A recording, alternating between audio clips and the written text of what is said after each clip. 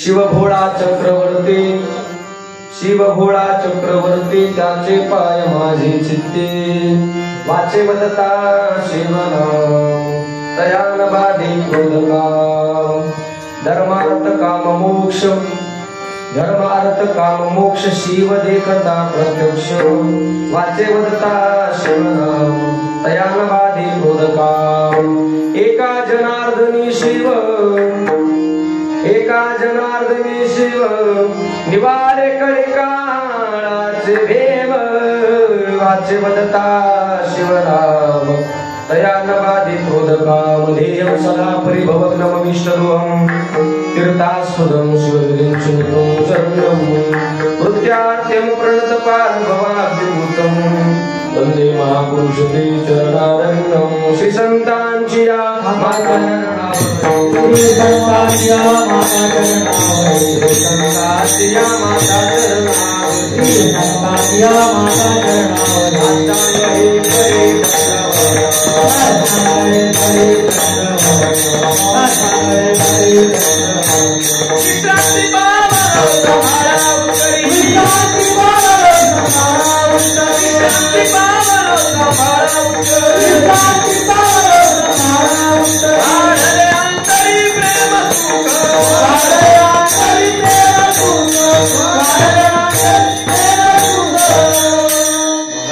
पीठे तटे भीमरथं वरं पुंडरीकाय दातमुनि, समागत्य तिष्ठन्तमानन्दं वरं लिङ्गं भजे मातरं, अलङ्कारपुरीरं मे सिंहासनस्थं, पदाम्बोजतेजस्फुरति प्रदेशं, विधीन्द्रादिदेवे सदा स्तूयमानं, समाधिस्थमूर्तिं भजे ज्ञानदेवं, नमो सद्गुरु तुकया ज्ञानदीपा, नमो सद्गुरु सच्चिदानंद रूपा, नमो सद्गुरु भक्त कल्याण मूर्ते, नमो सद्गुरु भास्करा पूर्ण कीर्ती, सेवेला गे सेवक झालो, तुमच्या लागलो निज चरणा, अहो स्वामी दया देवा, या मस्तक माझा पायावी, या वारकरी संतांच्या, शिवभोळा चक्रवर्ती, शिवभोळा चक्रवर्ती, त्याचे पाय माझे चित्ते, वाचे वदता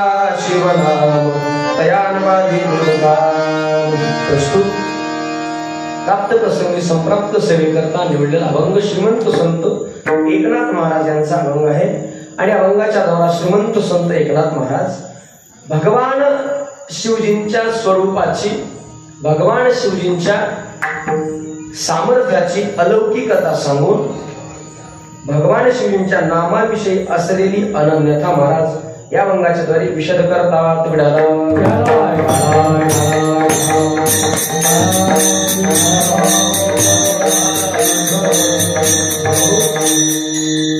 मुक्त केवले तेजोगी भगवान श्री ज्ञानोबर आहे, श्रीमंत संत जगद्गुरु तुकोबर आहे आणि आपल्या परिसरातील सर्व संत महंतांच्या कृपाश्रयाने अर्थात ज्ञानेश्वर माऊली पुत्रेश्वर पिंपरीकर यांच्या पदस्पर्शाने ही भूमिका आलेली आहे. पवित्र झालेले यांच्या कृपाशीर्वादाने आदरणीय रामकृष्ण महाराज वरगावकर यांच्या कृपाशीर्वादाने, पंकज स्वामी महाराजांच्या कृपाशीर्वादाने आज आपण या ठिकाणी या अखंड हरिनाम सप्ताह करतात. अर्थात अखंड हरिनाम सप्ताहातील दुसऱ्या दिवसाच्या चिंतनामध्ये आज आपण या ठिकाणी सर्वजण परिसरातील गायक आहेत, श्रोते मंडळ या ठिकाणी या कार्यक्रमाकरता आवर्जून उपस्थित आहेत. ज्यांच्याकडून मला ही सेवा प्राप्त झाली आदरणीय हरिभक्त परायण आमचे बापू महाराज, त्यांच्या मार्गदर्शनातून मला या ठिकाणी येण्याचा योग, अर्थात आपल्या या ठिकाणी जी काही सर्व कमिटी आहे या सर्वांच्या माध्यमातून इथे येण्याचा मला योग प्राप्त झालेला आहे. वास्तविक ज्यांचं माझ्यावर पुत्रवत प्रेम आहे असे आदरणीय आमचे अरणवाडीचे आमचे काका, ते एकदा बापूला बोलता बोलता म्हणले की बाहेरगावून महाराज लोक इथे येतात, कीर्तन करून निघून जातात, नंतर ते आमुष्याला परत येतीलच असं नाही, परंतु इथे आमुष्याला सेवा करणारी माणसं यांची कीर्तन सेवा इथे कधीतरी व्हायला पाहिजे असा त्यांनी आग्रह बापूंच्याकडे धरला. आणि त्यांच्या विनंतीला मान देऊन आज महाराजांनी या ठिकाणी मला या ठिकाणी सेवेचं सौभाग्य मला त्या निमित्ताने प्राप्त झालेलं आहे. सेवा समर्पित करण्यापूर्वी या ठिकाणी सर्वजण गुणीजन मंडळी उपस्थित आहेत. आमचे आदरणीय मोठे माऊली सुरत खूप गोड व्यक्तिमत्व आहे, माझा त्यांचा जास्त परिचय नाही, पण अगदी थोड्या वेळात भात शिजलेला आहे का कच्चा आहे हे चेक करण्याकरता, तपासण्याकरता सगळा भात चिवडायची गरज आहे का? सगळा भात तपासायचा का? भात शिजलेला बघण्याकरता काय करायचं? त्यांनी सांगितलं मला एक शिज घ्यायचा. गोड माणसं आदरणीय आमची मोठे माऊली उपस्थित आहेत. परिसरावर काय मला परिचय नाही. आमचे छोटे महाराज अडसूळ महाराज या ठिकाणी संस्कृत अभ्यास करत आहेत. ते सुद्धा या ठिकाणी कीर्तना करता उपस्थित आहेत. आमच्या वडिलाप्रमाणे आमच्या वडिलांचे गुरुबंधू आहेत ते आदरणीय राजूभाऊ महाराज, ते हार्मोनियमची साथ देण्याकरता या ठिकाणी ते सुद्धा उपस्थित आहेत. आमचे दोन्ही चोपदार कसे आहेत? बदलाचे का चांगले? चोपदार दोघे आहेत, तरवेज आहेत आणि इकडे बाजूला चोपदार आहेत. गोड असे चोपदार मंडळी. आणि आमच्या या बाजूला सर्व परिसरातील टाळकरी मंडळी आमचे संदीपांजी महाराज आहेत. आदरणीय काल यांची कीर्तन सेवा झाली. हरिभक्त परायण बाबा महाराज ते या ठिकाणी या कीर्तनाकरता उपस्थित आहेत. आमचे सर्व आता हरवाडीच्या काकांचं नाव मला माहित नाही महाराज. आमचे अंदुरेचे महाराज आहेत. इतपूरकर भजनी मंडळी आहेत. बाबा काठी घेऊन गेला मुंबई. कोणाला जर विडा घेता येत असेल तर बाबांना मोकळं करा आणि विडा तरुण मंडळ कोणतरी घ्या, जमत असेल तर घ्या. गोड अशी त्यांची साऊंड सिस्टम आहे. वाकडीचे काय नाव तुमचं? बाबा महाराज आणि विचारतो रणदिवे. बाबा महाराज रणदिवे. गोड यांची साऊंड सिस्टम आहे. वास्तविक सभामंडपामध्ये कितीही पट्टीतला सिस्टीम लावणारा जरी आणला तरी ती सिस्टीम लागणं अशक्य आहे. पण त्यातून सुद्धा माझा शब्द प्रत्येकाच्या कानावर एकदम व्यवस्थित येण्याचं कार्य आदरणीय आमचे बाबा महाराज रणदिवे करत आहेत. गोड अशी त्यांची साऊंड सिस्टम आहे. सगळ्यांच्या चरणी एकदा विनम्र भावेने नतमस्तक होतो. वास्तविक मला या सगळ्यांचा परिचय नाही, परंतु सगळ्यांबद्दल माझ्या आमच्याकडे भरपूर असं प्रेम आहे. या ठिकाणी सेवेकरता सर्वजण उपस्थित आहेत. आज आमच्या बरोबर आमचे बंधू तरुण विचारवादी संतोष मधुकर यादव ते या ठिकाणी आलेले आहेत. त्यांचं संत महिमा नावाचं चॅनल आहे. आणि मग आपला हा टोपलीवरचा कार्यक्रम कुठेतरी परिसरात पाहायला मिळावा. काय इतकं वैभव आहे. भगवान शिवजींच्या दरबारामध्ये मी प्रत्येक ठिकाणी पाहतो. गुजरातमध्ये गेलो आम्ही, निळकंठेश्वर भगवंताचं तिथे मंदिर आहे. एवढं त्या मंदिरामध्ये प्रसन्न वाटतंय, एवढं गोड वातावरण आहे. अगदी त्याच कोडीमध्ये इथे सुद्धा अगदी गोड वातावरण आहे. बाजूला वृक्ष आहेत, इकडल्या बाजूला भरपूर काही वृक्ष आहेत. अगदी अगदी गोड असे लाईट तुमची जर लाईटिंग सुद्धा तिकडून येताना एवढं काही वैभव दिसते. महाराज आल्या आल्या जेवायला 60 माणसं होते. 60 कीर्तनाला फक्त 8 त्याचा अर्थ लक्षात नाही घ्या तुम्ही. मोजकी माणसं कीर्तनाकरता थांबलेली आहेत. परंतु मी आंध्राला कीर्तनाला आलो होतो, तिथे सुद्धा अगदी मोजकीच माणसं होती. परंतु ऐकणारे गर्दी माणसं होती. आपल्याला गर्दींची गरज नाही, गर्दींची गरज असली पाहिजे. आणि ते अगदी गोड असे श्रवण करण्याकरता मंडळी बसलेली आहे. उरलेल्या 1 तासामध्ये किंवा 1.25 तासामध्ये मी अभंगावर बोलण्याचा प्रयत्न करणार आहे. जशी तुमची कृपा होईल त्या पद्धतीने मी आपल्यासमोर एक तासभर चिंतन मांडण्याचा प्रयत्न करतो.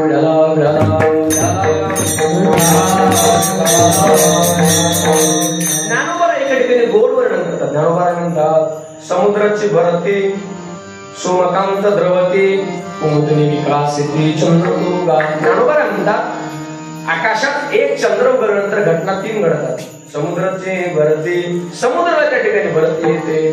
सोमकांत द्रवती, सोमकांत नावाच्या मण्याला बाजार फुटतो. बघितल्या सोमकांत मणी? नाही बघितला, मी पण बघितला नाही. तर त्या मण्याला चंद्र उगवल्यानंतर त्याच्या अमृत किरणाने त्या सोमकांत नावाच्या मण्याला सुद्धा काय होतो? बाजार फुटतो. आणि तिसरी गोष्ट आहे कुमुदिनी विकासिती चंद्रदुर्गा. 2 प्रकारची कमळ आहेत. काही कमळ चंद्र विकासिनी आहेत तर काही सूर्य विकासिनी आहेत. त्यातील हे चंद्र विकासिनी कमळ अर्थात चंद्राच्या किरणाने संध्याकाळी काय होतं? उमटतं. अशी माझी जी बुद्धी आहे कमळाप्रमाणे आहे. संध्याकाळ झालेली आहे. तुमची जर दृष्टी माझ्याकडे त्या चंद्राच्या किरणाप्रमाणे जर माझ्याकडे राहिली तर हे बुद्धिरूपी कमळ उमलेल आणि आपल्यासमोर काहीतरी बोलू लागेल. एरवी हे सामर्थ्य माझ्यामध्ये नाही. त्याच्यामुळे आपली दृष्टी माझ्याकडे कशी असावी? वक्र दृष्टी नसता चंद्र अमृत किरणासारखी दृष्टी ठेवा.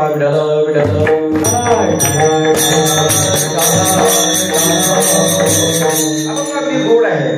आज आपली ही सेवा टोपणेश्वर भगवंताच्या मंदिरामध्ये आहे. अर्थात भगवान भोलेनाथांच्या दरबारात आहे. आणि मग या ठिकाणी काहीतरी भगवान शंकराचं वर्णन व्हावं या उद्देशाने हा अभंग मी निवडलेला आहे. अभंग अगदी गोड आहे. जगद्गुरु आपलं एकनाथ महाराजांचा अभंग आहे. वास्तविक तुकोबारायांची अभंग घेण्याची सवय असल्यामुळे ही गंमत घडते. आदरणीय नाथ महाराजांचा अभंग आहे. नाथ महाराजांच्या अभंगाच्या माध्यमातून भगवान श्रींच्या स्वरूपाची अलौकिकता सांगून त्यांच्या नामाविषयी असलेली आपल्या अंतःकरणातील अनन्यता विशद करतात. मग काय आहे भगवान शिवजींची अलौकिकता आणि काय आहे भगवान शिवजींच्या नामाविषयी असलेली अनन्यता याचा आपल्याला विचार करायचा आहे. दोन शब्द मी महत्वाचे वापरलेले आहेत. एक आहे अलौकिकता आणि एक आहे अनन्यता. आपलं चिंतन तर शांत डोक्याने ऐकलं तरच कळतं बरं का. मी इथे भाष्कळ गप्पा मारण्याकरता आलेलो नाही. वास्तविक मला एवढा महाराज म्हणजे मला काय कंटाळाला हे सांगण्याची गरज नाही. एकदा तारीख दिली कसली जरी परिस्थिती असली तरी वक्त्याने यायचं आणि बोलून जायचं. मग काहीतरी अडचणी सांगून वक्ता दुसरा पाठवतो म्हणायचं किंवा या वक्त्याने दुसरीकडे कुठेतरी कीर्तनाला जायचं हे आमच्या मित्रांमध्ये बसत नाही. वास्तविक मी भरपूर प्रवास करून आलेलो आहे. मला घरी आल्यानंतर असं वाटत होतं कीर्तनाला जाऊ नये, परंतु इथे कीर्तनकार भरपूर आहेत, परंतु तिथे कुणाला तरी दुसऱ्याला पाठवायचं आपल्या बुद्धीला ती शोभत नाही. इथे मोठी मोठी मंडळी उपस्थित आहेत. वास्तविक तुमच्या समोर बोलावं हा अधिकार माझा नाही, परंतु आदरणीय महाराजांनी आज्ञा दिली काहीतरी बोला. माझं वय आता 27-28 आहे बाबा. आणि इथे बसलेली माणसं अर्थात ही जी बसलेली माणसं आहेत यांनी माझ्या वयापेक्षा अधिक साधना केलेली. बरोबर आहे.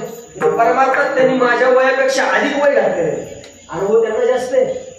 मग मी त्याच्यासमोर कसं काय बोलावं, काहीतरी गप्पा मारावं, कसं काय भाष्कळ बोलू नये म्हणून करता एक तासभर कमी काय का. दोन शब्द महत्वाचे आहेत. अलौकिकता आणि अनन्यता. माणसाने जीवन जगत असताना दोनच गोष्टीच्या ठिकाणी जीवन एकरूप केलं पाहिजे. कोणत्या दोन गोष्टी आहेत? अलौकिकता आणि अनन्यता. या दोन गोष्टींचा जीवनामध्ये समन्वय प्राप्त झाला की जीवन सुखी बनत असतं. आणि अलौकिकता आणि अनन्यता याच्यामध्ये जर विमुखता प्राप्त झाली तर जीवन दुःखी बनत असतं. म्हणून जीवन जगत असताना जे काही अलौकिक आहे त्याच ठिकाणी जीवन आपलं काय केलं पाहिजे? अनन्य केलं पाहिजे. मग जिथे जीवन आपल्याला अनन्य करायचं आहे, जी गोष्ट अलौकिक आहे त्या ठिकाणी जर जीवन अनन्य करायचं आहे तर नेमकं कोणती गोष्ट अलौकिक आहे याचा सुद्धा विचार केला पाहिजे आपण. बरोबर आहे. तर शास्त्राने फक्त एकच गोष्ट अलौकिक सांगितली आहे, ती म्हणजे शुद्ध ब्रह्म परमात्मा तत्व. हेच काय आहे? फक्त अलौकिक आहे. परंतु शास्त्राने याचा उपाधी वेळेने थोडा विचार केला आहे.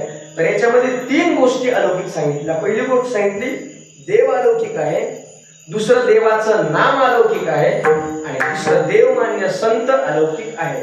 आणि जीवन जगत असताना आपल्याला आपल्या जीवनामध्ये हे 3च गोष्टी आवडल्या पाहिजे. त्या 3च गोष्टीच्या ठिकाणी जीवन आपण अनन्य केलं पाहिजे. कोणत्या 3 गोष्टी? बोला. संत, देव आणि देवाचं नाम. लक्षात ठेवा, तुमच्यावर आहे जबाबदारी. देव आणि संत, देव आणि देवाचं नाम या 3 गोष्टी शास्त्राने अलौकिक सांगितल्या आणि या 3च ठिकाणी आपण आपलं जीवन अनन्य केलं पाहिजे. जीवन जगत असताना आपल्याला या 3च गोष्टी अधिक आवडल्या पाहिजे. परंतु आपली गंमत ही आहे, आपल्याला देव आवडत नाही, देव म्हणजे संत आवडत नाहीत आणि देवाचं नाम देखील आवडत नाही. मग जे आवडायला पाहिजे ते माणसाला आवडत नाही आणि जे आवडायला नकोय ते मात्र अगदी आवडीनं आवडत नाही. आता इथे मला कुणाची आवड सांगायची नाही. आवड ऐकायची असल्यानंतर मग आम्ही कधीतरी काल्याचे कीर्तन तेव्हा तुम्हाला गोड आवडी सांगितली. भरपूर आवडीचे प्रकार आपल्याकडे ज्ञानोबांनी सांगितले, पण आपल्याला तिथे विचार नाही. तर या 3 तत्वाच्या ठिकाणी जीवन काय केलं पाहिजे? अनन्य केलं पाहिजे. मग या 3 तत्वाला अलौकिक का म्हणायचं? बरोबर आहे. माझं बोलणं कळायचं. अगोदर मी तुम्हाला सांगितलं या अलौकिक ठिकाणी जीवन अनन्य करायचं. मग काय अलौकिक आहे? शास्त्राच्या आलेल्या आपण या 3 गोष्टी अलौकिक सांगितल्या. मग याला अलौकिक का म्हणायचं याची कारण म्हणून आपण भाऊ भजन करा. विडालं विडालं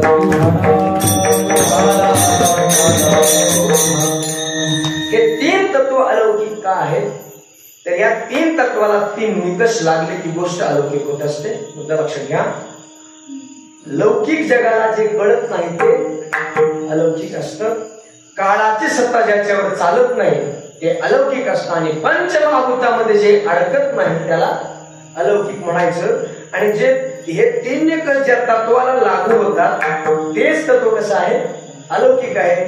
मग देव काय अलौकिक आहेत? देवमान्य संत का अलौकिक आहेत आणि देवाचं नाम का अलौकिक आहे याचा आपण थोडा क्रमाने विचार करू. पहिली गोष्ट मी सांगितली की देव अलौकिक आहे. का तर हे 3 निकष या देवाला लावा. पहिला निकष आहे की लौकिक जगाला देवाचं महत्व कळत नाही. बरोबर आहे. याला वेगळं प्रमाण मी सांगत नाही तर पण तो बरोबर आहे. एका ठिकाणी आपल्याकडे असलेला देव जगाला माहिती व्हावा म्हणून देवाला टोपलीत घातलं आणि प्रत्येकाच्या घरासमोर जाऊन काय म्हणतात, देवघ्या कोणी, देवघ्या कोणी ऐताला घर बसवून असं म्हणल्यानंतर समाजाची जी प्रतिक्रिया आहे ही ती आपल्याला महत्वाची. काय समाजाने उत्तर दिलं, देवान लगे देवान देवान लगे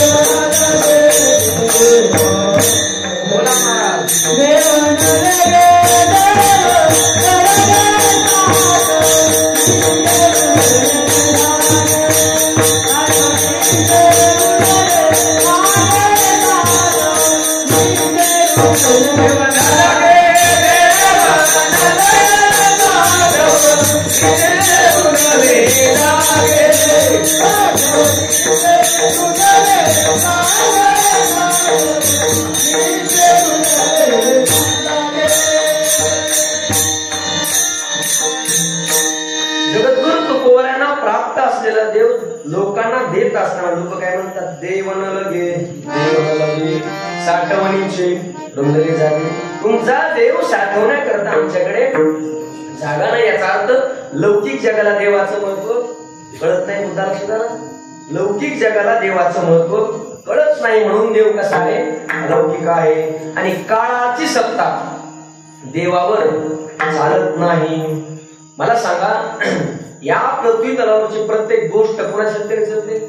तुझी या सत्तेने वेदाशी बोलणे, सूर्याशी चालणे, तुझ्यामुळे ऐसा तू समर्थ, ब्रह्मांडाचा धनी वर्म हे जाणवणे, म्या बोलविल्या वेद बोली, म्या चालविल्या सूर्य चाली, म्या हलविल्या प्राणवाणी, जगाची चालिता वृक्षाचे पाने आणि गाची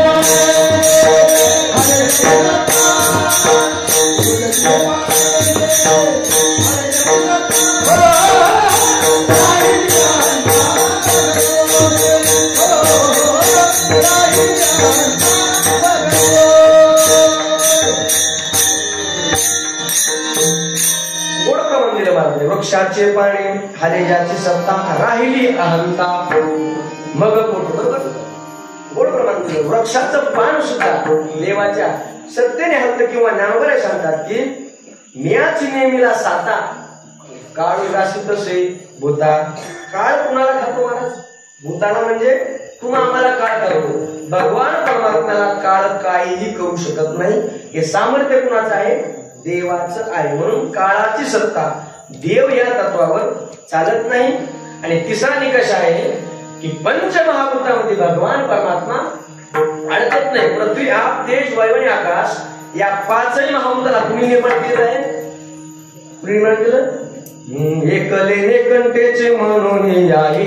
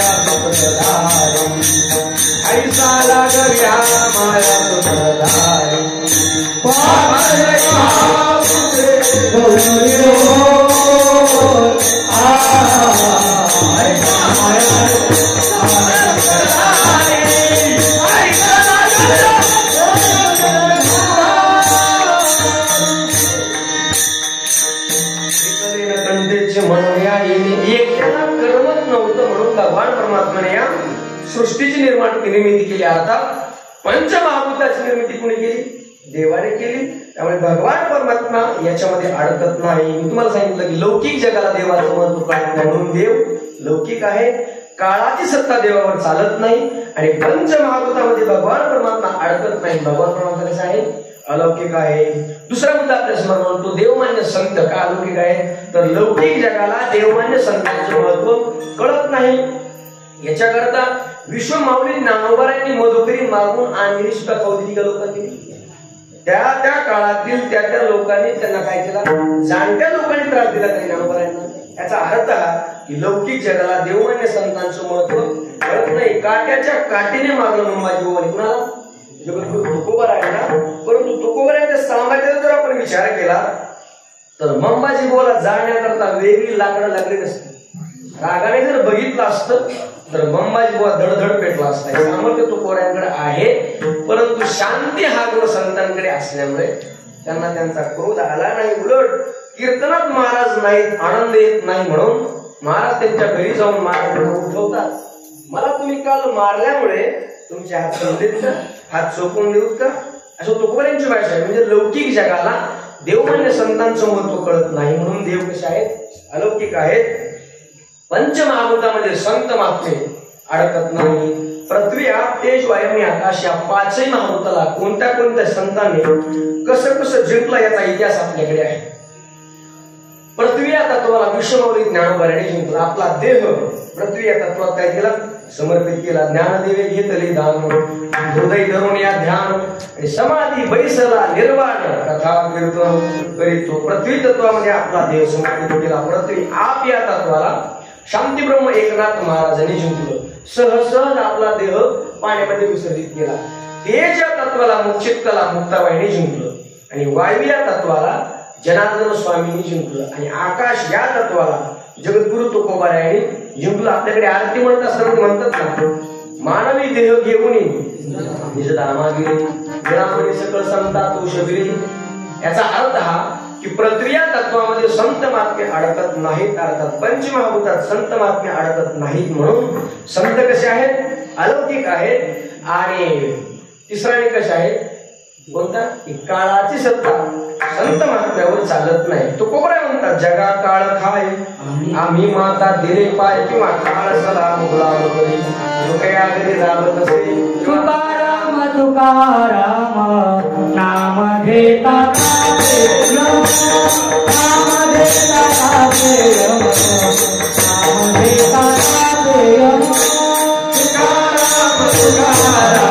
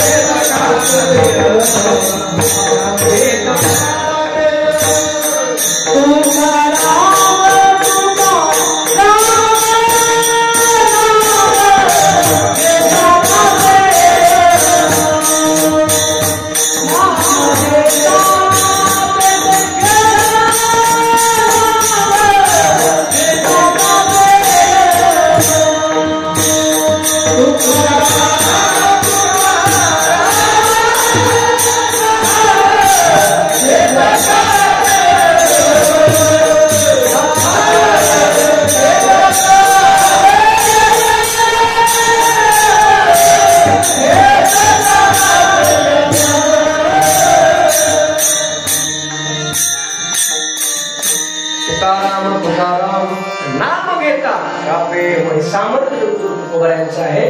म्हणून काळाची सत्ता संत महात्म्यावर चालत नाही. बरोबर आहे, किती झाले, बरोबर आहे.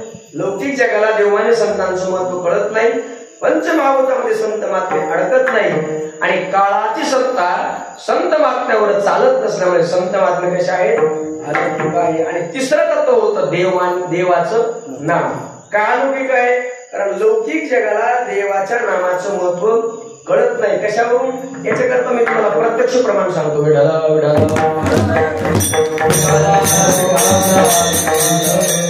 आपल्या सभामंडपात बसलेली सुद्धा माणसं देवाचं नाम भजन चालल्यानंतर देवाचं नाम स्मरण टाळेबंद करत नाही. याच्यावरून लौकिक जगाला देवाच्या नामाचं महत्व कळत नाही. तुम्ही किती सांगा विठाला म्हणा, तर तेवढ्या प्रमाणे घेतात का? बाबा विठाला विठाला घेत नाहीत मला, तुम्हीच घेत नाही.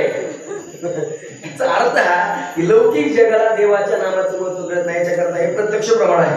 दुसरा मुद्दा सांगतो की काळाची सत्ता देवाच्या नामावर चालत नाही. ज्ञानोबरांची गोड जोड नाही बघा. त्याच्यामध्ये ज्ञानोबा म्हणतात, जारद स्वेदज अंडज उद्बीज आटे हरिनाम नाटे ते बरबे. ज्याचा ज्याचा जन्म जारद स्वेदज अंडज आणि उद्बीज याच्यातून होतो या सगळ्यांचा नाश आहे, परंतु हरिनाम नाटे ते बरबे. किंवा अवघाचे आकार ग्रासेला काळे आणि एकच निराळे हरीचे नाम. त्याच्यामुळे काळाची सत्ता देवाच्या नामावर चालत नाही, आणि पंचमहाभूतामध्ये देवाचं नाम अडकत नाही. आपल्याला माहिती आहे, पृथ्वी आग तेज वायू आणि आकाश. पृथ्वीपेक्षा तेज 10 पटीने व्यापक आहे, तेजापेक्षा वायू कितीतरी पटीने व्यापक आहे, वायूपेक्षा बोला आकाश व्यापक आहे. आकाशामध्ये सुद्धा देवाचं नाम कसं आहे? नामाला सांगतात, गगनाहुने बाळ नाम आहे, गगनाहुने बाळ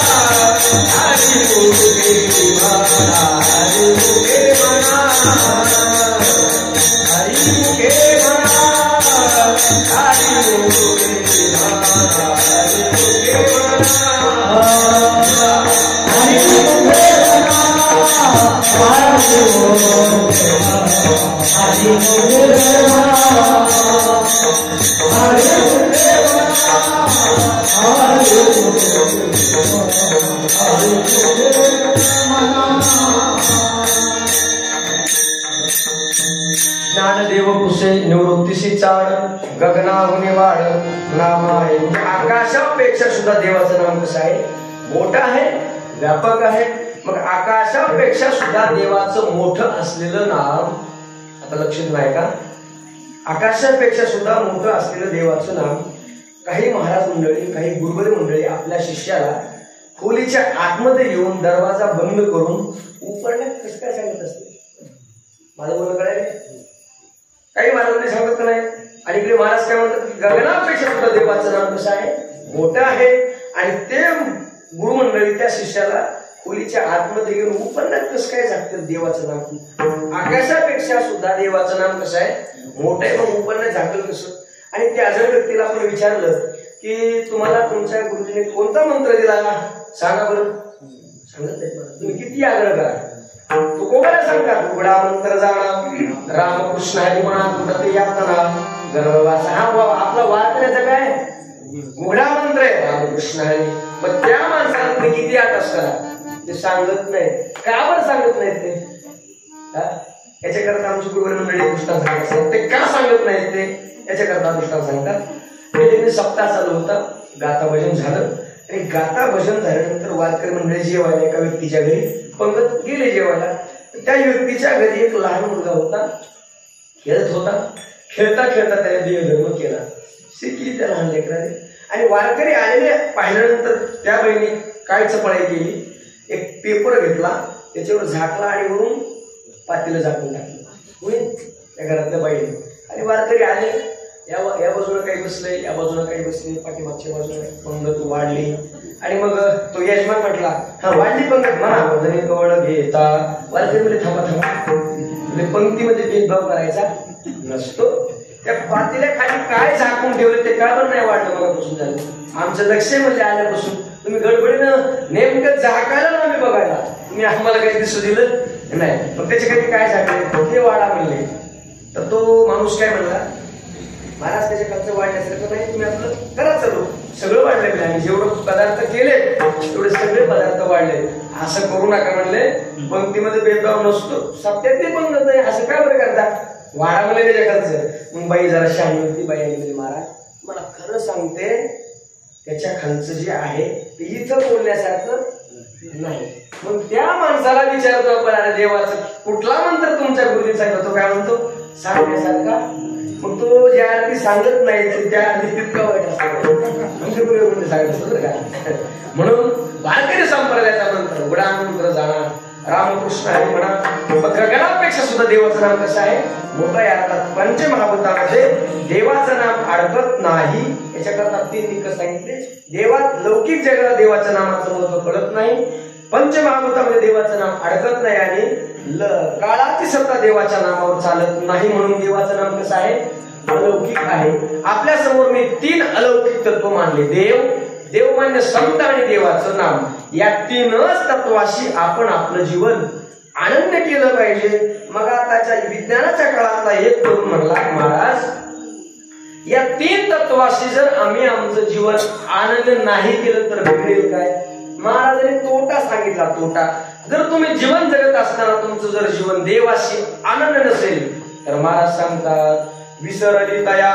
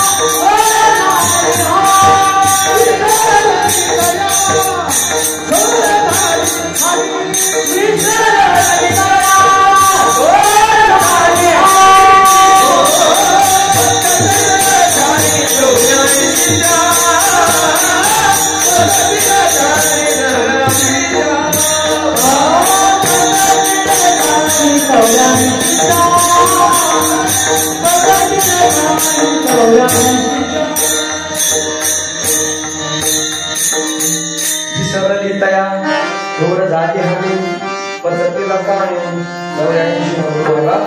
जीवन जगत असताना देवाला विसरलं नाही पाहिजे. 2 गोष्टी आहेत, जीवन जगत असताना माणसाने मरण विसरू नये, आणि दुसरी गोष्ट जीवन जगत असते माणसाने देवाला कधीही विसरू नये. आणि 2 गोष्टी कधीच आठवणीत ठेवू नये. आपण एकावर देव केलेला उपकार आणि समोरच्या व्यक्तीने दिलेला आपल्याला त्रास कधी लक्षात ठेवू नये. परंतु माणसं नेमकं ते करतात, ते आयुष्यभर लक्षात ठेवतात. समोरच्या माणसाला अहो तिथं सोयाबीन वाळायला होतं पण पट्ट्याने पाणी दिलं आणि तो आम्हाला आता पाण्याला नाही म्हणतो, मोटर न्यायला म्हणतो मोटर जळाली. हे लोक आयुष्यभर लक्षात ठेवतात आणि संसाराच्या राहण्यामध्ये या गोष्टी लक्षात ठेवतात आणि देवाला विसरतात आणि मरणही विसरतात. आणि मग कसा नीतीनं व्यवहार करतात. जीवन जगत असताना देवाला विसरलं नाही पाहिजे. जरी तुम्ही एक वेळ देवाला जरी विसरला तरी देव तुम्हाला विसरत नाही, परंतु जीवन जगताना माणसाने मरण सारखं लक्ष ठेवलं पाहिजे. आज आपण पेपरला बातम्या पाहतो, अमुक अमुक देशामध्ये अमुक अमुक माणसाने त्याचा खून केला, अमुक अमुक माणसाने मुलीवर अत्याचार केला, बलात्कार केला, वगैरे वगैरे ज्या काही गोष्टी घडतात, ह्या लोकांनी जर लक्षात ठेवलं की एक दिवस आपल्याला मरायचंय, गोष्ट लोक चुकीचे वागणार नाही, परंतु लोक विसरले मरणाला. तुकोबरे म्हणतात काय विसरली मरण बापुडे बापुडे काय अशी गोडी लागलीस का बरं मरण विसरले, का बरं अनितेने वागतात. माणसाने जीवन जगत असताना मरणाला कायम स्मरणात ठेवलं पाहिजे. आमची पूर्व मंडळी पंचतंत्रातला एक कथा सांगत असतात. एक राजा होता आणि राजा भोगविलासी होता. भरपूर लग्न त्याने तरुणात केली होती, उतरत्या वयात सुद्धा तो लग्न करीत होता. परंतु काळाच्या ओघात घटना अशी घडली, त्याचं पुरुषत्व नष्ट झालं. आणि जो मानाने जगणारा माणूस आहे, गीतामध्ये सांगते संभाव्य जागृती मरणाधिक रक्षते. मानाने जगणाऱ्या माणसाला आपल्या जीवनात अशी जर हानी घडली तर मरणापेक्षा सुद्धा जास्त दुःख होत असतं. म्हणून त्याच्या डोक्यात विचार आला, आपलं पुरुषत्व नष्ट झालं, जगून काय होतो. म्हणून घोड्यावर बसला आणि मरायच्या दृष्टीने जंगलात निघून गेला. परंतु त्याच्या डोक्यात विचार आला, आपण जर फाशी घेतली तर आपली समाजामध्ये छितू होईल. राजाने फाशीवर मरण पावला, त्यापेक्षा एखाद्या वाघाला सामोरं जाऊ. शिकार करत असताना राजा मरण पावला म्हणून वीरगतीने मरण आलं असं लोक मागे म्हणतील, म्हणून तो जंगलात गेला आणि मरायचं या दृष्टीने वाघ शोधू लागला. स्वतः वाघ नाही सापडला, साधूचा आश्रम सापडला. साधूच्या आश्रमात गेला. त्याला वाटलं आपण मरण्याकरता आलो, साधूचं दर्शन घेऊ. आणि साधूच्या दर्शनाने 4 गोष्टींची वाढ होत असते. कोणत्या कोणत्या? आयुष्य बल, आयुर्विद्या यशोबलम. आयुष्य बल, यश आणि ज्ञान या 4 गोष्टींची वाढ साधूच्या दर्शनाने होत असते. म्हणून साधूचं दर्शन नेहमी आपण केलं पाहिजे. तो व्यक्ती साधूच्या दर्शनाला गेला, दर्शन केलं, साधूने बसायला आसन दिलं, प्यायला पाणी दिलं आणि प्रश्न विचारला, तुझ्या चेहऱ्याकडे पाहिल्यानंतर मला तू राजा दिसतोस. आणि दुसरी घटना आहे की तुझ्या चेहऱ्यावर मृत्यूची कळा पसरलेली आहे. हो महाराज, बरोबर, मी राजा आहे आणि मी ते मरणाकरता आलो. का म्हणतो पुरुषत्व नष्ट झालं, जगून काय करू. त्या साधू महाराजाने त्या धुनीत चिमुटभर भस्म घेतलं आणि त्याच्या हातावर ठेवलं, खा म्हणे तुझं काम होईल. आणि साधू महाराजाने घेतलं आणि त्याच्यासमोर मुठभर भस्म खाल्लं. राजा घरी गेला, चिमुटभर भस्म खाल्लं, बेफाम आनंद झाला. त्याला त्याच्या कामावर कंट्रोल ठेवता येईल. कशी रात्र गेली. राजाला म्हटलं साधूकडे अशी काय ताकद असेल. साधू महाराजांना त्याच्या राजाच्या डोक्यात प्रश्न आला, मी तर चिमुटभर भस्म खाल्लं तर माझी ही अवस्था झाली, मग साधू महाराजांतर मुठभर भस्म खाल्लं, साधूचं काय होत असेल. वास्तविक आपलं काम झाल्यानंतर माणसाला दुर्बुद्धी कधी सुद्धा सुचू नये. राजाला दुर्बुद्धी सुचली, साधूचं काय होत असेल. घोड्यावर बसला, आश्रमात आला, साधू महाराजांच्या समोर उभा राहिला. साधू महाराज म्हणले, का परत आला, तुझं काम नाही झालं का. महाराज, माझं काम झालं, परंतु मला एक प्रश्न निर्माण झाला. कोणता. मी चिमुटभर भस्म खाल्लं तर बेफाम आनंद झालो, तुम्ही तर मुठभर भस्म खाल्लं, मग तुमचं काय होत असेल.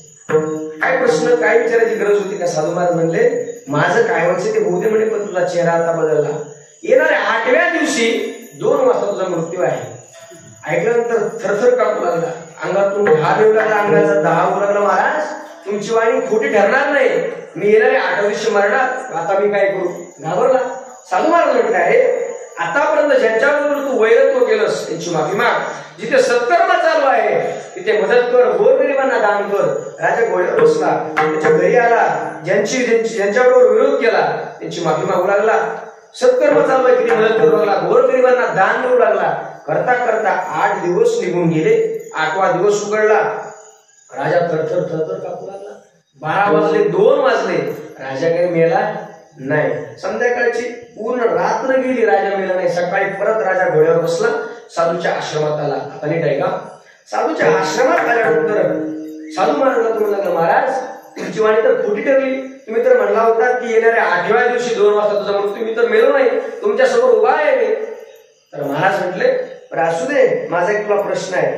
येणाऱ्या गेले 8 दिवसामध्ये तुझ्या मनामध्ये किती वेळा काम वृत्ती निर्माण झाली. प्रश्न विचारला. राजा म्हणला, महाराज कसली कामवृत्ती.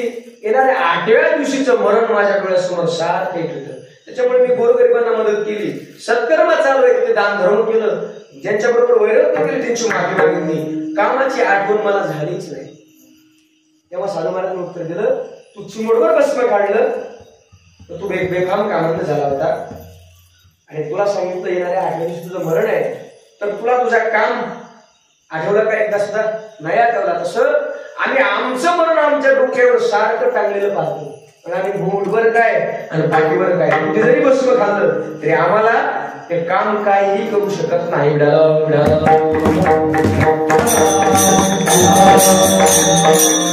जीवन जगत असताना मरणाला कायम लक्षात ठेवायचं. कारण इथे आलेला प्रत्येकाला काय मरावं लागते. चला जास्त आता मला याचा विस्तार करायचा नाही. म्हणून जीवन जगत असताना आपलं जीवन देवाशी अनन्य असलं पाहिजे. देव म्हणजे संतांचे जीवन का बरं अनन्य असलं पाहिजे? कारण उद्धारासी ठाव नाही विनमुख चरणा संतांच्या, म्हणून संतांचे आपलं जीवन अनन्य असलं पाहिजे. आणि देवाच्या नामाशी आपलं जीवन का अनन्य असलं पाहिजे?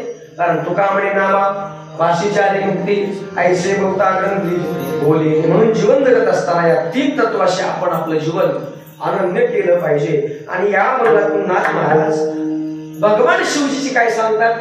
अलौकिकता सांगतात. अर्थात जे काही अलौकिक आहे त्याच्या ठिकाणी आपण आपलं जीवन अनन्य केलं पाहिजे. तर महाराज सांगतात की जे काही अलौकिक आहे आणि जे काही अनन्य आहे, जे काही अलौकिक आहे त्याच ठिकाणी आम्ही आमचं जीवन काय केलेलं आहे? अनन्य केलेलं आहे. मग महाराज या भंगाच्या माध्यमातून भगवान शिवजींच्या स्वरूपाची अलौकिकता आणि त्यांच्याविषयी असलेली अनन्यता अभंगाच्या पहिल्या चरणात शिव भोळा चक्रवर्ती, शिव भोळा चक्रवर्ती,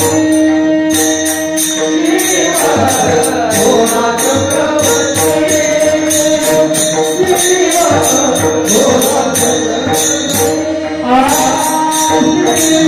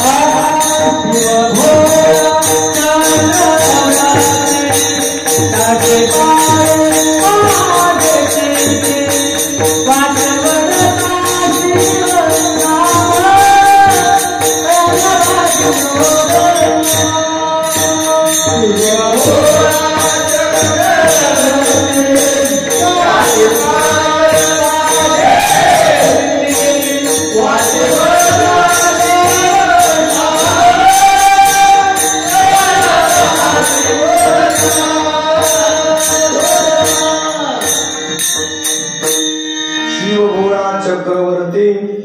त्याचे पाय माझे चित्ते. नाथ महाराज अभंगाच्या पहिल्या चरणात भगवान शिवजीच्या विषयीची अलौकिकता आणि अनन्यता विषद करतात. काय अलौकिकता आहे? स्वभाव सांगितला आणि सामर्थ्य सांगितलं. शिव भोळा, भोळा हा शिवजीचा काय आहे? स्वभाव आहे. आणि स्वरूपाच्या दृष्टीने जर विचार केला तर शिवजी कसे आहेत? चक्रवर्ती आहे. आता वास्तविक नाथ महाराजांनी इथे भोळा आणि चक्रवर्ती 2 शब्द वापरले. व्यावहारिक भाषेमध्ये आपण एखाद्या व्यक्तीला भोळा म्हणतो किंवा एखाद्या व्यक्ती भोळा असतो. जो भोळा आहे तो चक्र असतो नाही. एखादा भोळा असतो, काय कळत त्याला ज्ञान नसतं, तो चॅप्टर कसं काय असतो? मग इथे नाथ महाराज विशेषण वापरतात शिवजींना की शिवजी कसे आहेत? भोळेही आहेत आणि चक्रवर्ती आहेत. ही काय गोड झालंय? आता इथे सगळी ज्ञानी माणसं आहेत. मग हे कसं बाबा महाराजांनी लावून घेतलेले त्यांच्या पद्धतीने लावून घेणार आहे. पण मला ज्या पद्धतीने अर्थ सांगता येईल त्या पद्धतीने मी अर्थ सांगतो. शिवजींचा स्वभाव कसा आहे? भोळा आहे. आपल्या देवतेमध्ये सगळ्यात लवकर प्रसन्न होणार दैवत म्हणजे काय आहे? भोळ. तर भोळा शब्दाची व्याख्या करत असताना बरोबर अनिल महाराजांच्या मुखातली व्याख्या आहे की मनामध्ये कुठल्याही प्रकारचं कापट्य नसणं याचं नाम भोळा. भगवान शिवजींचा जर आपण विचार केला तर भक्त कशा करता साधना करतोय याचा विचार न करता, भगवान परमात्मा त्याचा विचार न करता भक्ताला प्रसन्न झालं की जो वर मागितला तो लगेच देऊन टाकणं याचं नाम भोळा आहे. मग त्या वराने तो वर दिल्यानंतर तो व्यक्ती पुढे चालून आपल्याला त्रास तर देणार नाही किंवा आपल्याला संपवण्याचा प्रयत्न करतो की काय याचा विचार न करता सहज सहज देऊन टाकणं याचं नाव काय? भोळा. आता व्यवहारात सुद्धा बघा, माणसं चुकत आहेत महाराज, माणसं काही भोळे नाही. आपण विचार करतो की नाही मतदान करताना, या व्यक्तीला जर मतदान केलं तर तो आपलं काम करेल का नाही करेल, हा दृष्टिकोन डोळ्यासमोर ठेवूनच आपण काय करतो, त्याला मतदान करतो. बघा आपल्या भारतीय संप्रदायात सुद्धा मला तशी घटना आहे. अमुक अमुक कीर्तनकाराला जर आपल्या परिसरात तारखा दिल्या तर आपलं प्रश्न तर कमी होणार नाही ना, अशी भीती काही लोकांना असते. परंतु इथे मला वाटतं कोणाला सुद्धा तशी भीती नाही. मला आदराने सगळी माणसं बोलवतात. याचा अर्थ आता मी सुद्धा तुम्हाला आमच्याकडे नक्कीच बोलवणार आहे बरं का, नक्कीच बोलवणार आहे. आणि मग काही माणसं देत असताना विचार करतात, याला जर आपण दिलं तर आपल्याला तो काय देईल असा विचार करतात नाही. म्हणजे समाज काही भोळा नाही, परंतु भगवान शिवजी कसे आहेत? भोळे आहेत. देत असताना कुठल्याही प्रकारचा विचार न करता देणं हा शिवजींचा काय आहे? स्वभाव आहे. आणि भगवान शिवजीने भक्त प्रसन्न झाला आणि त्याला तो मागेल तो वर दिला. आणि वर दिल्यानंतर जे काही भगवान शिवजीवर अनिष्ट आलं याच्यातून सुटका कोणी केली? भगवान विष्णूने केली. आणि लय वेळा कारोगणी केली. अहो कुणाला मी काही पण देत नका जाऊ. किती वेळा सांगितलं भगवान विष्णूने? लय वेळा सांगितलं. आता ही कथा भागवतामध्ये आलेली आहे. किती वेळा सांगितलं? ही कथा भागवतात आहे, जास्त उल्लेख करायचा नाही. परंतु भगवान शिवजीचा स्वभाव मुळात कसा आहे? भोळा आहे. एक भक्त होता भगवान शिवजींकडे, त्यांना भस्म लावून आणण्याकरता तो व्यक्ती होता. काय नाव त्याचं? भस्मासूर. तो भगवान शिवजींना रोज सकाळी भगवान शिवजींची आंघोळ झाली, स्नान झालं की तो भस्म आणण्याकरता जायचा. भस्म शिवजींना आणून त्याची सेवा करायचा. आणि गंमत अशी घडायची, काही वेळेला भस्म 10 वाजता घेऊन यायचा, काही वेळेला 12 वाजता घेऊन यायचा, काही वेळेला दुपारचा पुरवठा घेऊन जायचा. तर भगवान शिवजी म्हटले, अरे एवढा उशीर का होतो? तर भस्मासूर म्हणला, काय सांगावा, मेलेला माणूस सापडत नाही ना, मेलेला माणूस सापडत नाही, मरणारी संख्या कशी कमी आहे. मग पंचकृषीने मला कुठे मेलेला माणूस आहे फिरत जावं लागतं आणि मग तिथं जाऊन ते राग घेऊन यावे लागते म्हणून उशीर होतो. मग भस्मासूर त्यांना काय म्हणला, मग तुम्ही मला असा काही ताकद द्या, असा काही बळ द्या, तुम्ही हात ठेवला की माणूस भस्म झाला पाहिजे. मी नाही बरं का, तुम्ही नाही भस्म झाला, असा काही मला बळ द्या. कोण म्हणला? भस्मासूर म्हणला. भगवान शंकर म्हणले काय हरकत नाही, लगेच वर देऊन टाकला. पण म्हणले मी काय करतो, ज्यांचं आयुष्य संपलेलं आहे अशाच लोकांच्या डोक्यावर हात ठेवतो, जे सप्ताहाला वर्गणी देत नाहीत अशांच्या डोक्यावर हात ठेवतो, तुम्हाला त्यांची भस्म आणून देतो. म्हणजे मला सोपं राहील ते. म्हणजे ज्यांचं आयुष्य संपलंय परंतु आणखी ते मेलेले नाही. म्हणजे कशा पद्धतीने ज्ञानोबा सांगतात, आयुष्य संपले आहे तरी औषधी काहीच नव्हे. एखाद्या व्यक्तीचं आयुष्य संपलंय, दवाखान्यात घेऊन त्याला बेजार आहे, त्याची काही प्रकृती सुधरत नाही आणि बिघडत नाही, अशा व्यक्तीच्या डोक्यावर हात ठेवतो. म्हणजे त्या घरच्या लोकांची पीडा कमी होईल. मग हा भस्मासूर करायला तसं जवळ आयुष्य संपत आलेल्या माणसाच्या डोक्यावर हात ठेवायचा, सप्ताहाला दान धर्म करणाऱ्या लोकांच्या डोक्यावर हात ठेवायचा आणि भस्म देऊन घ्यायचा. मग करता करता एक दिवशी काही शहाण्या लोकांची तिची भेट झाली. अरे म्हणले काय येडायस म्हणले तू, काय त्या भगवान शंकराला भस्म देऊन द्यायचं काम करतो, लग्नाचं काय बघ ना म्हणले. हो म्हणले, लग्नाचं काय बघ ना म्हणले. आताची परिस्थिती कशी, लग्नाची आवड झाली की नाही, मुली मिळणार. हो ते म्हणला तुम्ही येलेत म्हणला, मला मुलगी मिळाली म्हणून तर मोठ्या माणसाची सगळी राहतो मी, त्यांचं काम करतो, कुठेतरी माझा देव काढून देणारच. कोण म्हणतोय? भस्मासूर म्हणतोय. काही लोक म्हणले अरे वेड्या, दुसरीकडे कुठे बाहेर पाहण्यापेक्षा भगवान शिवजींची पार्वती बघ ना कशी आहे, ती पार्वतीच गेलं तुला, ह्याला मी खरं वाटलं. म्हणला बरं आयडिया चांगली सांगितली मी. तो वापस गेला, भस्म काही भगवान शंकरला तरी दिलं नाही. तो उलट भगवान शंकरला म्हणला, आतापर्यंत मी तुमच्या पाया पडलो की नाही म्हणला, तुम्ही माझ्या पाया पडा, आता तुम्ही माझ्या पाया पडा असं म्हणल्यानंतर लगेच भगवान शंकर उठले, लागले पाया पडायला. पार्वती असेल म्हणजे येड लागलं का म्हणले, त्याच्या कशाला पाया पडता, लक्षात आणून दिलं. अरे म्हणलं हा पाया पडल्यानंतर काय माझ्या डोक्यावर हात ठेवतो काय, आणि मग हात माझ्या डोक्यावर पार्वती येण्याचा विचार करतो काय, लक्षात आलं. पण भस्मासूर भगवान शंकराच्या मागे लागला. भस्मासूर पुढे मागे, भगवान शंकर पुढे. करता करता बातमी भगवान विष्णूला कळाली आणि भगवान विष्णूने तिथे या ठिकाणी मोहिनीचं रूप धारण केलं आणि भस्मासुराला काय केलं, अडवलं. ए बाबा कुठं चाललं नाही, मोहिनीचं रूप धारण केलं. भस्मासूर शंकराच्या मागे थांबला, मग मोहिनीतच बंद झाला. मग मोहिनीला तो म्हणला माझ्यासोबत लग्न कर, म्हणजे काही हरकत नाही, मी तुझ्यासोबत लग्न करायला तयार आहे, परंतु मी जसं नृत्य करते तसं तुला करावं लागेल. काय हरकत नाही, नृत्यच करायचं ना म्हणजे करते. मग त्या मुलीने असा काही ताल धरला, बेताल धरला, नाचू लागली. मग नाचता नाचता कमरेवर हात डोक्यावर ठेवला, डोक्यावर ठेवला आणि मग काय केलं होतं, मी जसं नाचेन तसं नाचायचं.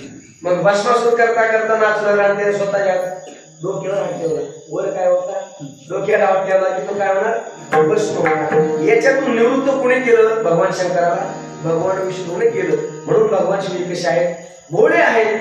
मग हे भोळे असणारे चक्रवर्ती कसे आहेत, तर सृष्टीचा व्यवहार कोण करतात, भगवान शिव शंकर करतात. सगळ्या देवांचे कोण आहेत, देव आहेत. आपल्याला जास्त विस्तार करायचा नाही, मला पण वेळ कमी आहे.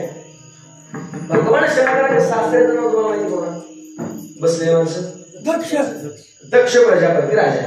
दक्षाने यज्ञ ठेवला आणि यज्ञामध्ये बरेच मंडळी तिथे आली होती आणि आलेल्या मंडळीपैकी त्यांचा जावाई सुद्धा तिथे होता, म्हणजे भगवान शंकर सुद्धा तिथे होते. आणि मग दक्ष प्रजापती राजा यज्ञ मंडपामध्ये आल्यानंतर सगळे देवतावर उठून उभं राहिल्याने दक्ष प्रजापती राजाला नमस्कार केला, परंतु भगवान शंकर उठले नाही. म्हणून त्याला राग आला आणि आवाजच्या शब्दामध्ये भगवान शिवजींना काय तो बोलू लागला. बोलल्यानंतर भगवान शिवजीने सगळं ते ऐकून घेतलं आणि निमुटपणे कैलास पर्वतावर निघून गेले. आणि मग इकडे दक्षाला राग आला, माझा अपमान केला, सगळे माणसं उठून उभा राहिले. हा काय म्हातारा आहे का, हा तरुण आहे, माझा जावई आहे, मग याला उठून का नाही उभा राहिला म्हणून त्याला राग आला. आणि मग पुढच्या यज्ञाच्या वेळी भगवान शिवजींना आमंत्रण दिलं नाही, सगळ्यांना आमंत्रण दिलं पण भगवान शिवजींना काही बोलवलं नाही. घडलेला प्रकार भगवान शिवजीने सतीला सांगितलेला नव्हता. मग सती हट्ट धरू लागली, आमच्या पिताजींकडे असा असा कार्यक्रम आहे आणि आपण चला. भगवान शिवजी म्हणले मी येणार नाही आणि तू सुद्धा तिथे जाऊ नकोस. पण महिला मंडळ तिचं कधी ऐकत नाही, करू नको म्हणलं तर ते आग्रहानं करतात आणि नुकसान करून घेतात. पण सती काय ऐकायला तयार नाही. मग सतीला सांगितलं तुला जायचंय ना, तू नंदीला सोबत घेऊन जा. सती त्या ठिकाणी आली. आल्यानंतर आईने सुद्धा सतीकडे लक्ष दिलं नाही, त्याच्या बहिणीने लक्ष दिलं नाही आणि स्वतः पित्याने सुद्धा दक्ष प्रजापती राजाने सुद्धा लक्ष दिलं नाही. सतीला राग आला आणि सतीला घडलेला प्रकार माहिती झाला. इथे भगवान शिवजींचा अपमान केला म्हणून माझे पतिदेव इथे आले नाही आणि मी आलेलं यांना आवडलेलं नसल्यामुळे माझा हा तिरस्कार करतात. ज्यांच्यापासून माझा देह निर्माण झाला तो देहच नष्ट करते म्हणून सतीने अग्निकाष्ठ घेतली आणि सती दडदड पेटून मरण पावली. घटना शंकर नंदीने भगवान शिवजीला सांगितली. भगवान शिवजीला राग आला, एक जटा उपडली, त्यातून एक व्यक्ती बाहेर पडला. त्याचं नाव काय, वीरभद्र नावाचा असो. आणि त्या वीरभद्राने त्या यज्ञाचा विध्वंस केला आणि दक्षाचं म्हणून ठेवलं आणि परत वापस गेला आणि यज्ञ बंद पडला. दक्ष प्रजापती राजा मरण पावल्यामुळे यज्ञ बंद पडला. मग सृष्टीचा चालन व्यवहार कसा होणार म्हणून सगळे देवदेवता महादेवांकडे गेले आणि विनंती केली, देवा असं काही करू नका, तुमचे सासरे त्यांना जीवदान परत द्या. काही नाही, भोळेच होते. लगेच म्हणजे जात असताना तुम्हाला एक जो काही स्वापत दिसेल त्याचं मुंडकं काढ आणि त्यांना लावा. जाताना बकरीचं मुंडकं घेत आणि त्याच्यात मिळून त्यांच्या झाडाला लावलं आणि भगवान शंकरजी मग आपल्या सासऱ्याला भेटण्याकरता परत आले. आणि आल्यानंतर भगवान शंकर त्यांना म्हणजे जे आहे सासरे बुवा कुणाला, दक्ष प्रजापती राजाला. पण दक्षाला काही बोलता येणार, तो ब्या असं करायचं. अरे जेव्हा चांगलं तोंड होतं तेव्हा भगवान शंकराला तो व्यवस्थित बोलला नाही. आणि आता मग जे हरी घालता येतं जे हरी सुद्धा करता येत नाही. माणसाने तोंड दिले ना, चांगलं माणसाने प्रत्येकाला बोललं पाहिजे. एखाद्या व्यक्तीचं अंतःकरण दुखेल असं आपण बोललं नाही पाहिजे. या दृष्टीने भगवान शंकर कसे आहेत तर चक्रवर्ती आहेत आणि स्वभावाच्या दृष्टीने कसे आहेत, भोळे आहेत. मग अशा असणारे स्वभाव आणि त्यांचा सामर्थ्य या ही अलौकिकता आणि त्यांची जी अनन्यता आहे महाराज म्हणतात त्याचे पाय माझे चित्ती. अर्थात भगवान शिवजींचे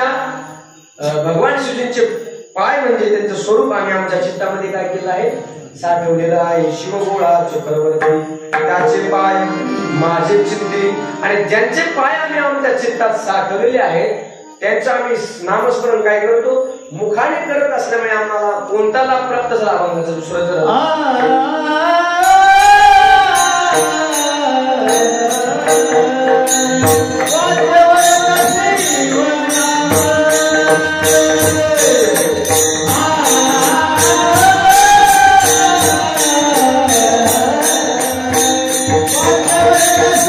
What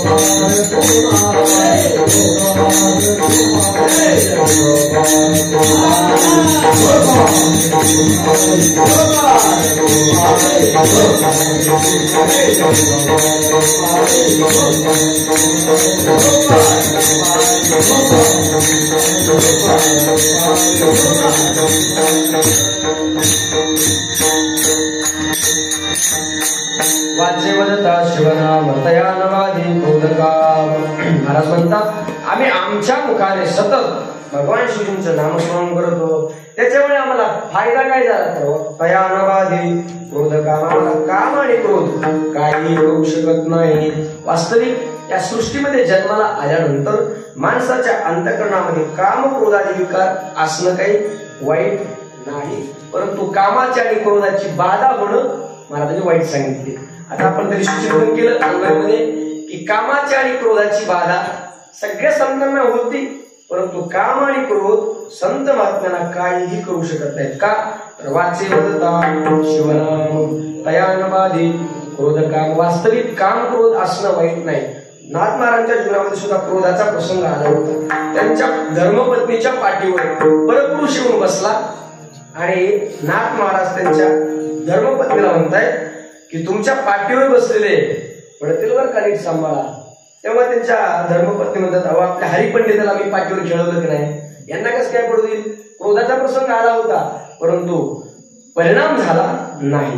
तो यवन 100 वेळा अंगावर थुंकून गेला, बरोबर आहे, परंतु क्रोध आला का नाही. उलट त्याच व्यक्तीचे दर्शन घेतलं आणि म्हणले तुमच्यामुळे मला 100 वेळा गंगेचं स्नान करण्याचं पुण्य माझ्या पदरात प्राप्त झालं, मी तुम्हाला कसं काय राहू.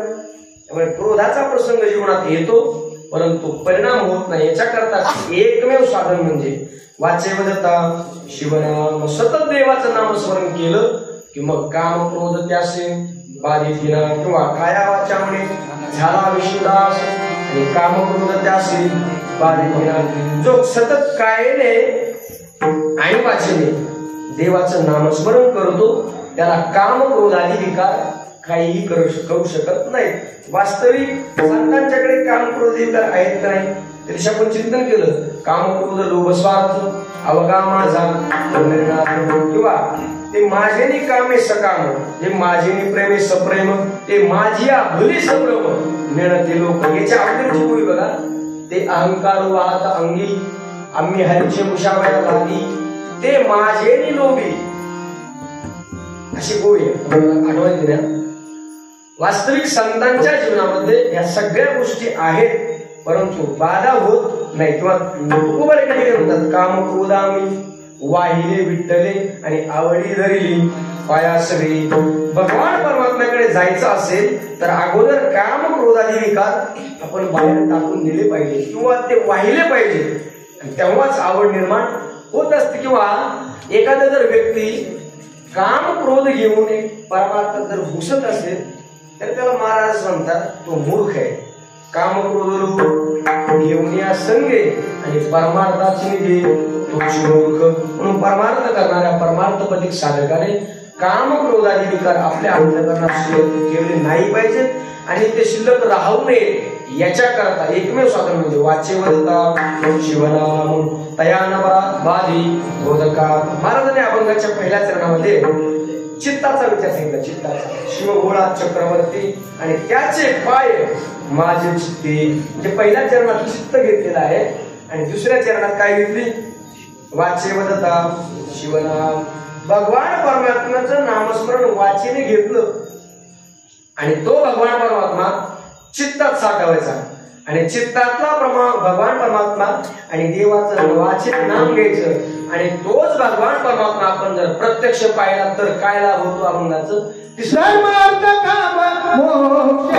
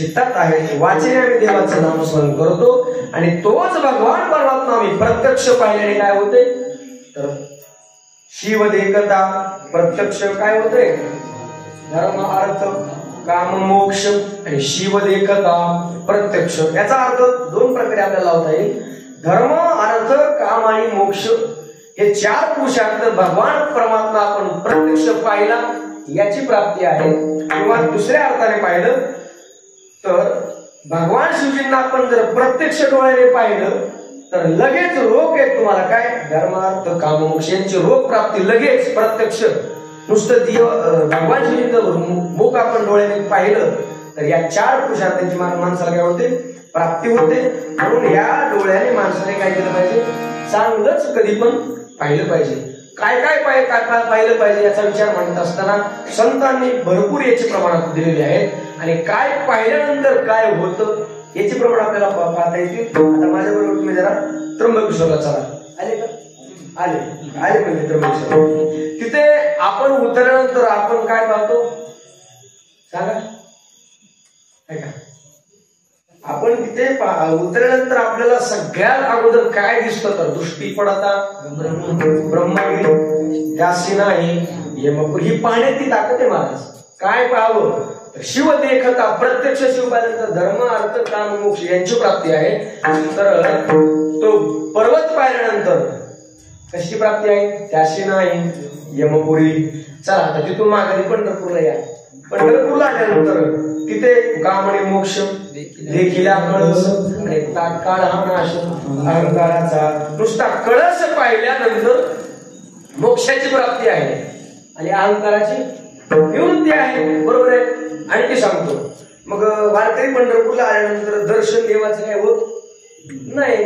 मग ज्याला दर्शन होत नाही त्याला फक्त कळस पहा मोक्षाची प्राप्ती आहे कळस पाहायचा जर जागाच असली तर मंदिराला फक्त काय करायचं उजवे येता रावळाशी जळती पातकाच्या राशी नुसतं भगवान परमात्म्याच्या मंदिराला उजवी प्रदक्षिणा घेतली तर जळती पातकाच्या राशी बरं ते नाही जमलं फक्त देवळाची पाठ पाहता रावळाची पाठ तीर्थे घडली ही जर मिळकत नुसत्या पाहण्याने असेल तर माणसाने काय पाहिलं पाहिजे महाराज जे चांगलं आहे आणि साधू संतांनी जे पाहण्या योग्य सांगितलं तेच पाहिलं पाहिजे म्हणून मी पाहण्यातली नुसती काय महाराज ताकद आहे वाचायला काही मानायची गरज नाही नुसतं पाहिलं तरी इतक्या गोष्टी प्राप्त होत्यात म्हणून करता नाथ महाराज सांगतात शिव देखता प्रत्यक्ष धर्म अर्थ काम मोक्ष इथे अशी मीमांसा केली भंडारा त्यांनी गुरुदेव संतवीर भंडारा त्या कराडकर ते म्हणले माणसाच्या जीवनामध्ये धर्म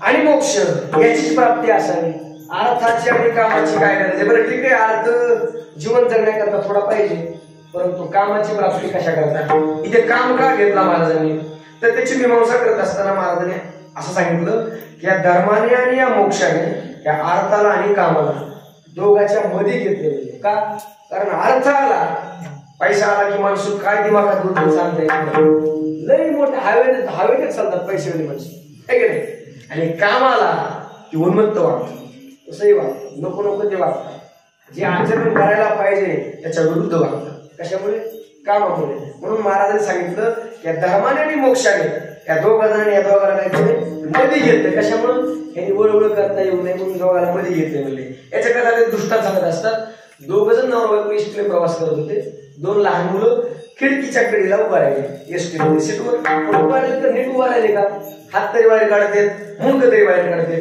तिथे लिहिलेलं असतं बघा चालू वाहनामध्ये डोंकावणे धोक्याचे आहे लोकांच्या पोरांच्या लक्षात येत आहे का कितीतरी सांगितलं तरी हात बाहेर काढते डोकं तरी बाहेर काढते सांगून यांना फायदा नाही तर दोघांनी काय केलं उचलून आपल्या दोघांच्या मध्ये बसले आता बसा मध्ये बसू दाब टाकून मध्ये बसवलं तसं म्हणले धर्माने आणि मोक्षाने या कामाला आणि अर्थाला दोघांच्या मध्ये घेतलेला आहे धर्मार्थ काम मोक्ष शिव एकता प्रत्यक्ष आता एकदा आणखी तुम्हाला डबल चिंतन सांगतो शिवभोळा चक्रवर्ती त्याचे पाय माझे चित्ती अभंगात पहिल्या चरणामध्ये महाराजांनी चित्ताचा विषय घेतला दुसऱ्या चरणामध्ये वाचेचा विषय घेतला आणि तिसऱ्या चरणामध्ये काय विषय घेतला रूपाचा म्हणजे डोळ्याचा विषय घेतला आणि या तिन्हीची मीमांसा जगद्गुरु तुकोबाराने एका अभंगात केली बघा. तुम्ही प्रमाण तुम्हाला करून दाखवतो. चित्ती तुझे पाय डोळा रूपाचे ध्यान आणि अखंड मुखी नाम तुमचे वर्णावे. याच्यातलं अखंड जे पद आहे तिन्ही पदाला वापरायचं. चित्ती तुझे पाय अखंड डोळा रूपाचे ध्यान अखंड आणि मुखी नाम तुमचे वर्णावे गुण अखंड. आणि मग महाराज म्हणतात की आम्ही भगवान परमात्मा आमच्या चित्तात साठवलं, वाचेत सतत देवाचं नाम घेतलं आणि सतत देवाला आम्ही डोळ्याने आमच्या पाहिलं आणि ही साधना आमच्या जीवनात घडल्यामुळे आता आम्हाला कशाची सुद्धा भीती नाही. म्हणजे कशाची भीती नाही तर कळीकाळाची भीती आम्हाला नाही. महाराज अभंगाची शिव निवारी कळीकाळाचा भेवाचा शिवनाम तयान बाधी रोधका. महाराज सांगतात असा हा भगवान परमात्मा आणि याचं जर तुम्ही सतत वाचने नामस्मरण केलं, चित्तात साठवला आणि प्रत्यक्ष जर पाहिला तर त्या माणसाच्या जीवनातील कळी काळाची भीती काय होत असते, नष्ट होते. माणसाला साधारणतः मला वाटतं मरणाची भीती जास्त आहे. कुणालाच मरावं वाटत नाही. एखाद्याला मर म्हणलं तरी सुद्धा आवडत नाही. महाराज नवरा सांगतात की आगा मर हा बोलणं साहत. एखाद्याला मर म्हणलं तरी लागेल असतं. काही मरणार नाहीत का? एखाद्याला मर म्हणलं काय करणार आहे? सृष्टीचा नियम आहे महाराज. इथे जन्माला आलेल्या प्रत्येक माणसाला मरावं लागतंय. हा सृष्टीचा काय आहे नियम म्हणा किंवा याचा काय तो स्वभाव आहे. मृत्यू लोकांचा तो स्वभाव आहे. मला सांगा गुळ गोड का लागतो? स्वभाव आहे. काय गोड हा जर कोणा चोपदारने खाल्लं तर कसा लागेल? गोड लागेल. आमच्या अनंत महाराजांनी खाल्ला तर कसा लागेल? गोडच लागेल. तुम्ही तुमच्या घरी जाऊन खाल्ला तर चौदार आणि अंगात खाल्ला तर बरोबर आहे. आमच्या मार्केट खाल्लं तर गोडच लागेल का? त्याचा स्वभाव आहे. आणि मी खाल्लं तर कसं लागेल? खाऊन गोडच आहे.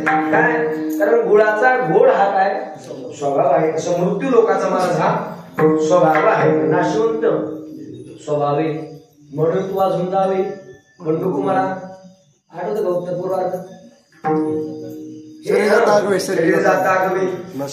नाशवंत स्वभावे आणि म्हणून तू अजून जावे बंडू कुमारा. हा या शरीराचा स्वभाव आहे. म्हणून की आलेल्या प्रत्येकाला मरावं लागतंय.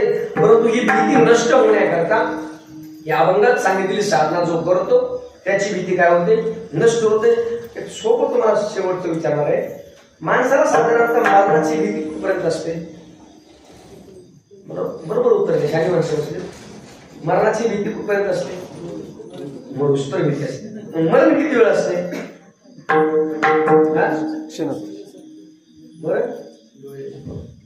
मासी पाक पाकडे तवहे सरे. म्हणजे मरणाची भीती क्षणभर आहे. मरण क्षणभर आहे आणि मरणाची भीती आयुष्यभर आहे. काय गमत आहे अहो, जे आयुष्यभर माणूस मरणाला भीतो. मग मला सांगा जे भेट आहे ते मरत आहे का? कोण भेटे? मरणाला कोण भेटे? बाबा तुम्ही भेटा. मला गोड उत्तर पाहिजे. माझं बोलणं तुम्हाला लक्षात येणार. माझं उत्तर लक्षात आल्यानंतर माणूस मरणाला भीतो, परंतु तुकोबाराय म्हणतात की म्हणून जीव व्याला जीवभर भीतो. का बरोबर आहे? आणि मरत काय? मरत काय? शरीर मरत आहे. भेटते कोण? जीव घेतोय. मग मला सांगा जो मरणार आहे तो काय शरीर आहे ते घाबरते का? शरीराला काय केलेलं नाही. जीव घाबरतो. असं पण म्हणतात का शरीर घाबरलं? काय म्हणतात माणसं? जीव घाबरला. काय जीव घाबरला राव माझा? मरतय काय? शरीर. मग ही भीती नष्ट झाली पाहिजे. याच्याकरता आमच्या बरोबर एक दृष्टांत सांगत असतात. एक व्यक्ती दर्शनाकरता मंदिरात आला आणि मंदिरात दर्शन करून वापस जात असताना साधू भेटले. 3 साधू भेटले आणि तो माणूस म्हणला चला आमच्या घरी. साधू महाराज जेवण करता आमच्या घरी चला. बिचारा गरीब होता. नेमकंच त्याच्या मुलीचं लग्न झालं होतं. काय असेल आमच्याकडे चटणी भाकरी ती काय करा तुम्ही खा, पण आमच्या घरी तुमचे पाय लागू द्या. तुमच्या घरी चला. त्याच्या मुलीचं नेमकंच लग्न झालेलं होतं आणि त्या लग्नामध्ये त्या मुलीला देण्याकरता आपल्याला रुखवत करण्याची पद्धत आहे. बरोबर आहे? महिला मंडळ रुखवत करतात. त्या रुखवतामध्ये त्या साखरेचा गाढव केला होता, घोडा केला होता, परत बैल केला बघा, असे बरेच प्रकार त्या साखरेचे केले होते. त्याच्यामध्ये काही साधू सुद्धा केले बघा, साखरेचे साधू तो दाखवण्याकरता केले होते. आणि मग ते घरातले गरीब माणसं होते, काही लगेच साखर नाही, चहा करण्याकरता, म्हणून ते आपल्या रुपवताचे प्रकार चहामध्ये टाकायचे. कधी गोड्याचा चहा करायचा, कधी गाळवाचा चहा करायचा, आणि आपला दिवस कसा तरी कडीला घालवायचा. म्हणजे साधू माणसांना त्या माणसाने जेवायला घरी बोलवलं. आणि साधू घरी आल्यानंतर त्यांना म्हणले, मस्त जेवण आहे, तुम्हाला जेवण केल्यानंतर आम्ही काय करतो, कपडे करतो. तुम्ही आमच्या घरी आला, आम्हाला आनंद वाटला. जेवण्याकरता बसले, हात हात पाणी दिलं. पण त्या घराचा एक मुलगा बाबाला आतल्या खोली गेल्यानंतर म्हणला, बाबा साधू कधी खायचे हो? काय म्हणला, साधू कधी खायचे? तर तो बाप त्या म्हणला, थांब ना, साधूचं जेवण होऊ दे, मग आपण साधू खाऊ. मग बसलेल्या बाहेर ह्या साधूने ते ऐकलं तर घाबरले ना. आणि मला घरी गोड बोलून बोलवायचं आणि आम्हाला खायचा प्लॅन चालू आहे. हात धुतला नाही, पळून जाऊ लागले. हा व्यक्ती त्यांच्या मागे पडावं, साधू महाराज कापळतो, एवढं मोठं जेवायला केलं आहे, गरीब माणसं आम्ही तुम्हाला किती प्रेमानं बोलवलो, तुम्हाला कपडे केले, आम्हाला मेल्यानंतर कपडेच करतात ना. मला म्हणलं हे मारल्याशिवाय सोडत नाही मला. पण कसं तरी माणसाने त्या साधूला गाठलं, दर्शन केलं. म्हणजे असं करू नका. साधू म्हणले, तुमच्या मुलाचं मी आता बोलणं ऐकलं, आम्हाला काही मारायचा प्लॅन चालू आहे का? म्हणजे काय म्हणला आमचा मुलगा, तुम्हाला नाही का तुमचा मुलगा म्हणला साधू कधी खायचे? मग तुम्ही म्हणला साधूचं जेवण होऊ दे, मग एक तू खा, एक मी खातो, एक तुझी आई खाईल, असं म्हणलं तर नाही. तेव्हा त्या माणसाने जे उत्तर दिले ते मला येतं पाहिजे. तो माणूस म्हणला, अहो महाराज, आम्ही आमच्या मुलीचं आता लग्न झाले आणि त्या लग्नामध्ये रुकवत देण्याकरता 3 साधू दिले साखरेचे. आणि तो मुलगा म्हणतो ते साखरेचे साधू कधी खायचे, आणि तुम्ही घाबरून बाहेर आला. आता मला सांगा, जे साधू खायचे ते घाबरलेत का? ते शोकेश मध्ये ठेवले व्यवस्थित, आणि जे मरणारे नाहीत ते बाहेर घालले. आणि हीच भीती माणसाची नष्ट होण्याकरता जीवनात सगळी साधना घडली की माणसाच्या जीवनाची मरणाची भीती नष्ट होते. म्हणून महाराज सांगतात, एका जनार्दनी शिव निवारे करे काळाचा भेव, वाचिवता शिवनाम तयानबाधी यथामती यथावकाश. मी माझ्या अल्पबुद्धीप्रमाणे अभंगावर चिंतन करण्याचा प्रयत्न केलेला आहे. जे काही योग्य आहे ते सद्गुरू स्वानंद सद्गुरू जोग महाराज वारकरी शिक्षण संस्थेतील आहे. जे काही चुकीचं आहे ते माझ्या बुद्धीचे दोष. या ठिकाणी मोठी मोठी मंडळी ती उपस्थित आहेत, त्यांच्यासमोर मला बोलण्याची संधी दिली. त्यामुळे या सर्व मंडळीचा मी या ठिकाणी आभार मानतो. सगळ्यांचे चरणी धन्यवाद घालतो. आमचे माऊली सगळ्यांचे नाव परत करत नाही. आदरणीय आमचे शाहू महाराजांचे चिरंजीव अनंत महाराज ते सुद्धा या ठिकाणी मृदंगाची साथ करण्याकरता उपस्थित आहेत.